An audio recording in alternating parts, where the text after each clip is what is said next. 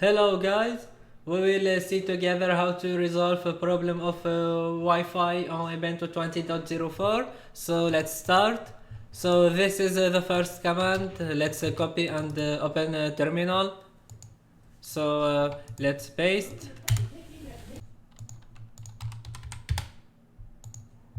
So this is the number of product. Let's copy, and then we will replace this number in all place here on the file, like here for example, and also here,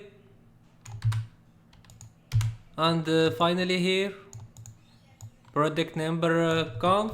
So let's continue now. So now let's go inside this repository and enter.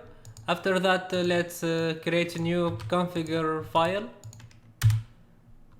and let's edit this file, and let's add this line.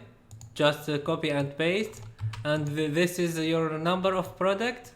So let's paste here and save, and then close.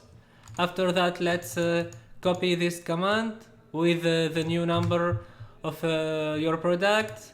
So let's paste, and this is the output. That means is worked the command, and finally just reboot your PC, and you will have your problem of Wi-Fi resolved.